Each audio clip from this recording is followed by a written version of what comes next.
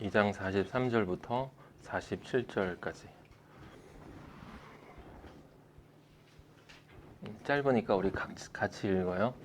사람마다 두려워하는데 사도들로 말미암아 기사와 표적이 많이 나타나니 믿는 사람이 다 함께 있어 모든 물건을 서로 통용하고 또 재산과 소유를 팔아 각 사람의 필요를 따라 나눠주며 날마다 마음을 같이하여 성전에 모으기를 힘쓰고 집에서 떡을 떼며 기쁨과 순전한 마음으로 음식을 먹고 하나님을 찬미하며 또 온 백성에게 칭송을 받으니 주께서 구원받는 사람을 날마다 더하게 하시니라.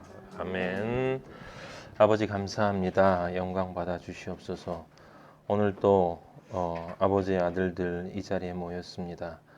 십자가 앞에 나와 무릎 꿇고 우리의 모든 것 내려놓고 이 순간 아버지의 말씀을 읽었습니다. 아버지의 진리의 말씀이 저희 안에 들어올 수 있는 저희의 존재로 이 순간 바꾸어 주시고 아버지 거룩한 존재로 다시 한번 십자가의 보혈로 저희의 발을 씻어 주시고 아버지의 말씀을 들을 수 있는 자격을 저희들에게 허락하여 주시며 저 또한 아버지의 말씀을 저를 통해 통과시킬 수 있는 그러한 도구된 존재로서의 자격을 회복하여 주시고 우리 모두 하나님 아들들로서 진리의 말씀을 진정 우리의 영의 그릇에 받아 혼과 육이 온전히 아버지 원하시는 그러한 거룩한 성전으로 완성되어져 가는 저희들 존재가 될 수 있도록 축복하여 주시옵소서. 예수 그리스도 이름으로 기도하였습니다. 아멘. 네. 오늘 사도행전 2장 43절부터 47절까지 제목은 판 것의 값이라고 하는 건데요. 실제 이 제목은 여기 43장과 47절 사이에는 43장에 47절 사이에는 없어요. 우리 한 구절만 더 미리 보도록 하겠습니다. 4장 32절 같은 이야기가 나오기 때문에 한 번 더 반복해서 나오거든요. 4장 32절에서 35절까지 믿는 무리가 한 마음과 한 뜻이 되어 모든 물건을 서로 통용하고 자기 재물을 조금이라도 자기 것이라 하는 이가 하나도 없더라. 사도들이 큰 권능으로 주 예수의 부활을 증언하니 무리가 큰 은혜를 받아 그 중에 가난한 사람이 없으니 이는 밭과 집 있는 자는 팔아 그 판 것의 값, 여기 나와 있죠. 판 것의 값을 가져다가 사도들의 발 앞에 두매 그들이 각 사람의 필요를 따라 나누어 줌이라. 예, 오늘 말씀의 제목은 4장 34절에 있는 판 것의 값입니다. 예, 그것이 우리가 앞에 읽은 2장 43절에서 47절까지도 들어있어요. 그런데 그 판 것의 값이라는 표현이 45절에 생략이 되어 있습니다. 그래서 사람들이 그것을 읽을 수가 없는 거죠. 2장 45절에 보면 재산과 소유를 팔아 그 판 것의 값을 각 사람의 필요를 따라 나눠 주었다라는 말이 이제 되어지는 것인데 그게 생략이 되어져 있고 4장에 지금 조금 전에 읽은 그 구절에 보면 이제 그것이 명확하게 나와 있어요. 그래서 오늘 아버지가 말씀 제목을 판 것의 값으로 하라 하는 마음을 주셔서 그렇게 잡고 은혜를 받으려고 합니다.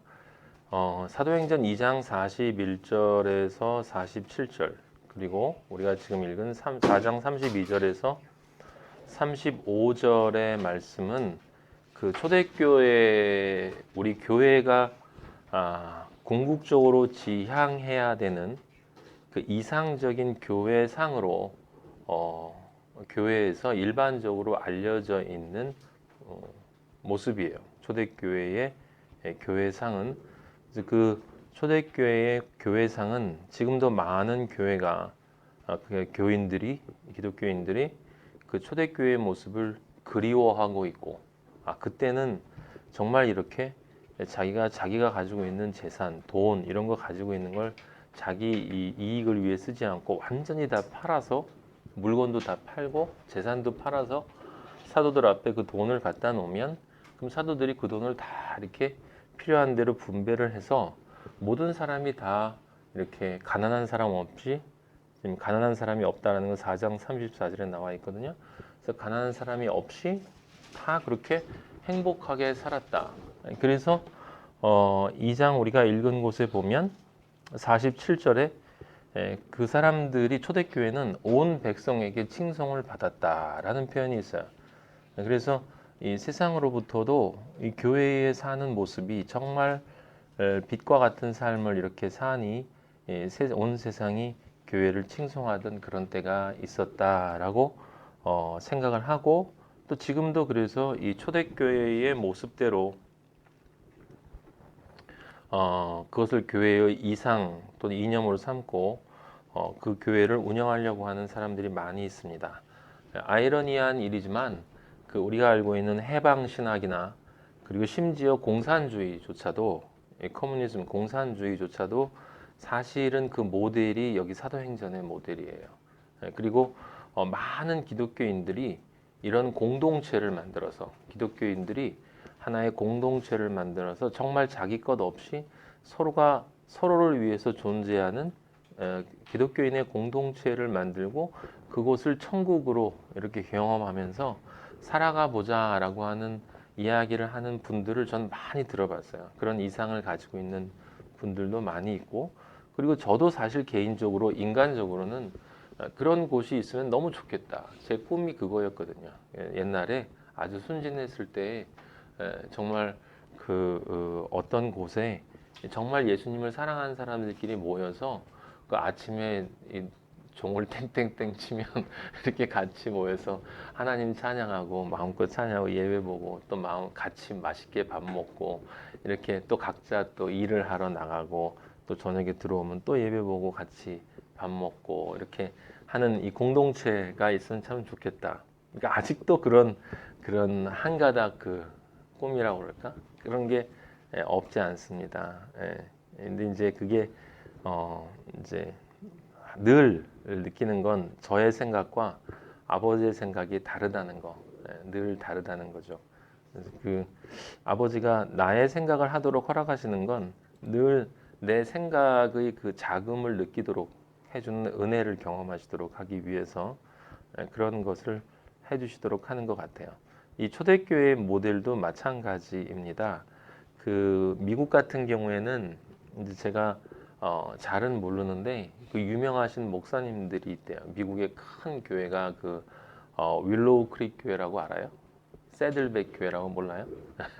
미국 전체에서 가장 영향력이 있는 교회예요. 그 두 교회가 있는데 그 교회에 그 빌 하이벨스 목사님이라고 있고 새들백 교회는 릭 워런 목사님이 있는데 이제 그 두 분 목사님을 중심으로 해서 이 미국 교회 전체 지도자 2,000명을 설문조사했는데 이 교회가 1위에 올라 있었다는 거예요. 이제 좀 된 이야기지만 그 교회가 어떤 교회냐면 이제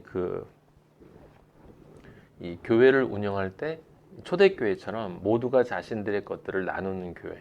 그래서 불쌍한 사람들에 대한 자선 문제, 봉사 그런 일들을 엄청나게 많이 하고 또 그 일들을 위해서 또 교인들로 하여금 많은 프로그램에 참가하게 하는 거죠. 끊임없이 매일매일 예배를 보고 그 다음에 성경 공부를 시키고 소그룹을 운영하도록 하고 자원봉사 팀을 만들어서 자비량으로 이렇게 전도도 하고 또 선교도 가고 또는 봉사 프로그램을 이렇게 굉장히 돌렸는데 이 교회가 거대하게 성장을 한 거예요. 실제로 성장을 했습니다. 실제로 우리나라에 있는 그 큰 교회, 저기 이쪽에 있는 사랑의 교회와 온누리 교회가 그런 모델들을 이렇게 한 교회거든요. 지금도 저는 매일매일 교회 예배 보는 게 너무 좋았어요. 오늘 전 교회 갔을 때. 어쨌든 그랬는데 이제 이 교회가 2007년도에 이 빌 하이벨스 목사님이 그 자신들의 교회 프로그램이 실패했다라는 그 자기 반성의 고백을 했어요. 그건 왜 그랬냐면 수많은 교인들이 교회 프로그램에 참여를 하고 정말 열심히 봉사하고 이렇게 초대교회처럼 서로 나누는 그런 일들을 많이 했는데 과연 그 한 사람 한 사람이 그 내적으로 하나님과의 그 긴밀한 교제가 있는가라고 하는 것을 이제 또 조사를 해봤대요. 이 사람은 조사를 해봤더니 그렇지 않다라는 결과가 나왔다라고 하는 거죠. 그래서 이 2007년도인가 2007년도에 이제 그 엄청 성장했던 그 상태에서 우리가 실패했다라는 자기 고백을 한 것을 제가 기사를 본 적이 있는데 이제 공식적으로는 이제 제자 훈련에 목숨을 걸었다라고 하는 말을 하지만 실제로는 이벤트에 목숨을 건 것 같은 그러한 행위를 했다라고 이제 교회 덩치는 엄청 커졌는데 그리고 이 문어발식으로 이제 또 교회가 이렇게 늘어났는데 사실은 실패했다라고 고백을 한 거예요. 그런데 제가 그래서 최근 걸 이렇게 찾아봤거든요. 그래서 2013년도와 2016년도의 기사를 봤는데 2013년도에 이 교회가 그 100억 규모의 봉사센터를 또 만들었더라고요. 그래서 그 안에서 1만 7천 명의 가정이 1만 7천 명의 가정, 그 가정을 2천 명의 봉사자들이 섬긴대요. 섬기는 거야. 온갖 방식으로. 이 자동차 수리부터 시작해서 식료품 기부 서비스, 치과, 안과 치료, 법적 지원, 뭐 다른 모든 것들을 이렇게 어려운 사람들한테 해주는 거죠. 그런데 재미있는 거는 이 교회가 2013년에 이걸 만들면서 그 근본적으로 그렇게 하게 된 동기, 그 근본에 있는 뿌리가 뭐냐면 우리가 방금 읽었던 사도행전 2장 42절에서 44절, 47절이 바로 우리가 이것을 하게 된 핵심 성부다. 핵심 하나님의 말씀이다 라고 하는 거야. 특히 45절 말씀. 우리가 아까 45절 읽었잖아요. 재산과 소유를 팔아 각 사람의 필요를 따라 나눠주며 라는 말이 있어요. 여기 재산과 소유라고 하는 것 안에 재산, 이 물리적인 것만 들어가 있는 게 아니라 이제 정신적인 재능, 기부까지 같이 들어가 있는 거죠. 봉사, 열정도 들어가 있는 거고 그러한 것들을 해서 하고 있더라고요. 그래서 2016년도 또 기사를 봤더니 그 위성 캠퍼스를 만드는데 또 한 5,620평 규모로 시설을 또 확장한다는 얘기가 또 나왔더라고요. 2,000명이 되는 대강당, 400석이 되는 학생용 강당, 뭐 이렇게 다목적 건물 또 세우고 그래서 제가 이걸 보면서 2007년도에 그 고백은 왜 했을까라는 생각을 좀 했어요. 지금 이 사도행전 오늘 우리가 읽은 이 구절이 있잖아요. 2장 43절에서 47절 그리고 4장 32절에서 35절은 엄청나게 중요한 구절이에요. 저는 아버지가 사도행전을 같이 공부해라 라는 마음을 주실 때까지 솔직하게 사도행전이 이렇게 중요한 성경이라는 생각을 안 했어요. 저는 마태, 마가, 누가, 요한이 가장 중요하다고 생각을 했고 사도행전은 그냥 그리스도인들, 예수님 믿는 사람들이 어떻게 전도를 해나가게 되었는가에 대한 이야기, 사실적인 기술, 보고서 비슷한 것들 그 안에 있는 이적이나 이런 것들은 이미 예수 그리스도에게서 다 보았기 때문에 특별한 것이 없을 거다라고 생각을 했는데 아니었어요. 여러분도 지금 우리가 지금 몇 번째 하는 것입니까? 이 7번째 지금 사도행전을 하고 있는데 1장 1절부터 사도행전을 보면서 정말 엄청난 성경이었구나라는 걸 제가 느끼고 그리고 진리, 복음의 본질이 이 안에 다 들어있다. 그것은 무엇이냐면 우리가 얘기했던 것처럼 예수 그리스도가 마태, 마가, 누가, 요한의 빛으로 오셨을 때 그 빛을 받은 그리스도인들이 회개를 하고 그 다음에 성령을 받아서 그 다음에 어떻게 삶을 살아나가는가 구체적으로 그리스도인들이 그리스도인이라고 정말 자기 자신의 정체성을 고백을 한다면 그 그리스도인의 삶이 어떤 방향으로 어떤 모습을 가져야 하는가에 대한 구체적인 모습이 이 사도행전에 나와 있다라고 하는 거예요. 예, 그래서 그때 여러분들에게 제가 말씀드렸지만 그리스도인의 모습은 항상 이 수직축과 십자가의 모습으로 아버지가 원하시는 믿음, 아버지가 원하시는 하나님의 일은 우리가 하나님을 믿는 건데 그 믿는 것은 다른 것이 아니라 바로 우리의 삶이 십자가의 구조를 지녀야 하는 것이다. 그러니까 자기를 부인하고 매일 자기 십자가를 진다라고 하는 것은 어떤 사람들이 이렇게 마음속으로 이렇게 상상하는 것처럼 뭔가 내 욕망을 억제하고 이렇게 내 안에서 나오는 쾌락주의와 물질주의를 이렇게 누르면서 어떤 의미에서 종교적인 금욕주의를 행하는 그런 것하고는 아무 관계가 없는 거예요. 십자가를 지고 간다는 이 의미 안에는 물론 내가 그 십자가에 매일매일 죽어야 한다라고 하는 뜻이 있지만 그 말은 본질적으로 그 십자가를 지고 간다는 건 실제 누가 봤을 때 내 삶에, 내 매일매일의 삶에 내가 아닌 십자가가 보여야 한다는 거예요. 내가 아닌 십자가가 보여야 한다는 거죠. 근데 그 십자가가 보인다는 것은 그 십자가의 수직축이 반드시 보여야 되고 내 마음과 뜻과 목숨을 다해서 하나님을 사랑하는 그 수직축의 모습, 아버지와의 관계가 보여야 되고 그 다음에 이웃과의 관계, 타인에게 내가 만나는 누군가에게 진리를 전해야 되는 그 십자가의 수평축이 반드시 있어야 된다. 그 십자가를 매일매일 내가 짊어지고 간다라는 건 바로 그런 수직축과 수평축의 십자가의 삶이 내 매일매일의 삶 속에서 구체적으로 내 자신이 하나님 앞에서 그 모습을 확증해 나가는 것이 있어야 한다라는 것. 그것 이외에는 아버지가 우리에게 바라시는 다른 일이 없다라고 하는 거예요. 그러니까 형식적으로 우리가 얼마나 많은 것들을 우리 인간 그 기독교인들의 삶 속에서 우리가 종교는 제도이기 때문에 그 형식이라는 것들을 얼마든지 우리는 만들어낼 수 있어요. 기독교는 끊임없이 개혁해 왔는데 그 개혁해 오면 개혁해 올수록 그 개혁의 숫자만큼 기독교는 분열됐다는 걸 여러분 잘 아실 거예요. 원래 진리는 하나인데 개혁할수록 분열되어 간다는 건 그거는 뭔가 잘못되어져 가고 있다라고 하는 거예요. 원래의 것으로부터 벗어나간다. 원래의 것은 아주 간단하다. 그리스도인의 삶은 여러분 정말 간단해요. 그냥 십자가의 삶이야. 그 십자가의 삶의 의미를 그런데 우리는 정확하게 알아야 된다. 그것은 뭐냐면 첫째 수직축으로 하나님과의 관계에서 내가 완전히 나를 부인하고 하나님에게 온전히 순종하는 것을 통해서 하나님이 나에게 주신 그 사랑을 내가 온전히 받아들이는, 받는 사랑으로서의 온전한 관계가 그게 바로 내 마음과 뜻과 목숨을 다해서 하나님을 사랑하는 거예요. 내가 하나님을 어떻게 사랑해 드리는 게 아니라 뭔가를 드리는, 우린 드릴 게 아무것도 없어요. 다 아버지께 받은 건데 우리가 무엇을 드리겠다라는 말 하는 것 자체가 교만이야. 우리는 드릴 것이 없어요.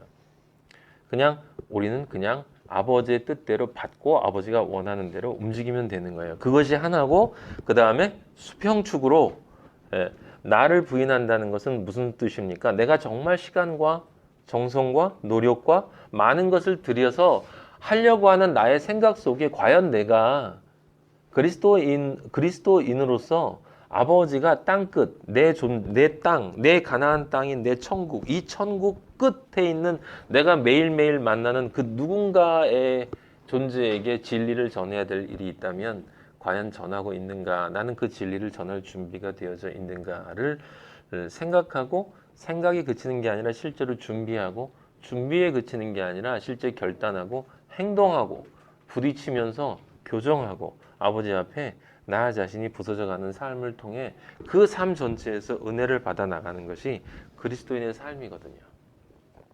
성령을 받은 그리스도인이라면 성령을 받았다라는 건 다른 것이 아니라 이 더러운 먼지 덩어리 안에 아버지가 나를 깨끗한 존재로 인정해 주시고 하나님이 내 안에 들어오신 거잖아요. 성령을 받았다는 건 하나님이 내 안에 들어오셨다는 것. 그래서 하나님이 내 안에 들어오셨다는 것은 하나님이 들어오셨는데 어떻게 하나님이 충만하지 않을 수가 있겠어요? 내 존재 안에 하나님이 들어오셨으면 그냥 하나님이 이 조그만 씨로 들어와서 나 여기 있다. 이게 말이 안 돼요. 하나님이 내 안에 들어오셨다면 이미 내 안은 깨끗이 정화되어졌다는, 신의 산에 하나님이 임재하실 때처럼 깨끗이 빨고 깨끗이 정화시켜서, 우리는 사도행전에서 봤잖아요. 뭘로 봤어요? 12로 맞춰야 된다고. 12로. 내 존재의 동서남북, 내 전체가 삼위일체 하나님으로 가득 찰 수 있는 그런 존재로 내가 깨끗하게, 점도 없고 흠도 없는 존재로 정화가 되어져서 거기에 하나님이 딱 떨어지시면 거기 하나님밖에 없잖아. 그래서 충만한 거야. 충만은 가득 찼다는 뜻이 아니라 그 존재밖에 없다는 거예요.